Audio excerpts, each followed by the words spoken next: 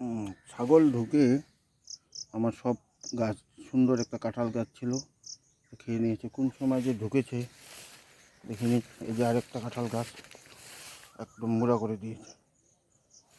এই যে আরেকটা কাঁঠাল গাছ, এটাও শেষ করেছে। কখন কোন দিকে ঢুকলো আমি বুঝতে পারিনি। এটাও খেয়ে শেষ করছে। এত খরচা করে কষ্ট করে আমরা গাছ লাগাই, যদি ছাগল ঢুকে যায় তাদের কয়েক মিনিট লাগে। এই একটা গাছ খুব খারাপ লাগছে, এটা খেয়েছে। আর এটাও খেয়েছে। এই যে আরেকটা খেয়েছে, কালকে খেয়েছে, এটা খেয়েছে।